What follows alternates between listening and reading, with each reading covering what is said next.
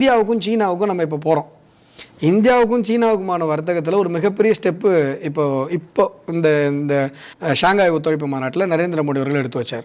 நீங்கள் அதை நல்லா கவனிச்சிங்கன்னா தெரியும். என்ன சொல்கிறாருன்னா, சீனா வந்து எந்த அளவுக்கு இம்போர்ட் பண்ணுதோ, அதாவது சீனாவிலேருந்து எந்த அளவுக்கு இங்கே இறக்குமதி நடக்குதோ அதே ரூபாய் மதிப்பு, அதே அளவிலான மதிப்பில் இந்தியாவிலேருந்து எக்ஸ்போர்ட் தான் ஆகணும், அந்த ரேஷியோவை சமன்படுத்தணும் அப்படிங்கிற ஒரு விஷயத்த முன் வச்சிருக்காரு. இப்போ இது சாத்தியப்படுதுன்னு வைங்களேன், இது ஒரே நல்லா நடந்துடாது.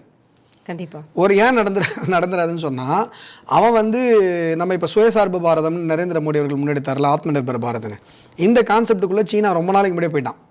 செல்ஃப் ரிலையண்ட்டுங்கிற கான்செப்டுக்குள்ளே போயிட்டான்.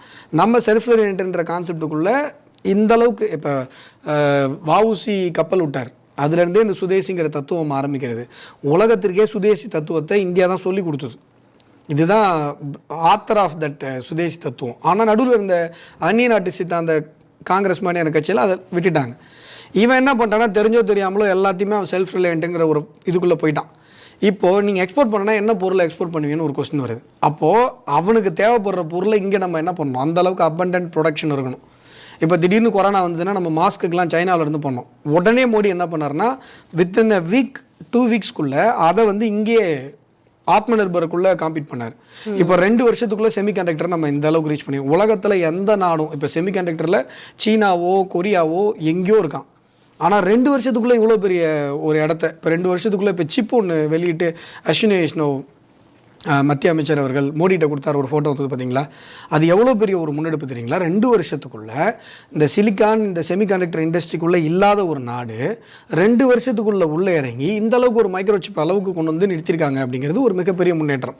இப்போது இந்த எக்ஸ்போர்ட்டு, இந்த சமன்படுத்துறது சொன்னால எக்ஸ்போர்ட் இம்போர்ட் சைனாவோட இந்த விஷயத்தை முன்னெடுத்து என்னென்ன பொருள்லாம் தேவைன்னு சொல்லி நம்ம அடுத்தடுத்த 2-3 வருஷத்தில் நம்ம ப்ரொடக்ஷன் பண்ணி அதை காம்பீட் பண்ண ஆரம்பிச்சிட்டோம் அப்படின்னு சொன்னால், எப்படியும் அவனுக்கான தேவைக்கான பொருள் இங்கே இருக்கும். குறிப்பாக அக்ரிகல்ச்சரு, இந்த முட்டை, இந்த மாதிரி அரிசி, இந்த மாதிரியான விஷயம் நம்மகிட்ட இருக்கு. அப்போ இதை நீங்க சமன்படுத்த போனீங்க அப்படின்னு சொன்னா, இப்போ அமெரிக்கா போட்டிருக்கிற டாரிஃப்ல நமக்கு ஏற்பட்டிருக்கிற நஷ்டம் ஒரு 0.5% வச்சுக்கோங்க.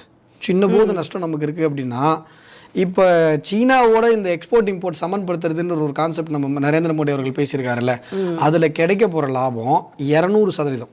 இந்த நஷ்டத்தை விட 200% லாபம் இந்த சீனாவோட நம்ம ஏற்பட்டிருக்கிற இந்த கோஆப்ரேஷன் ஷாங்காய் ஒத்துழைப்பு மாநாட்டில் நம்ம பேசப்பட்ட விஷயங்களில் நமக்கு கிடைக்க போகுது. இதை நம்ம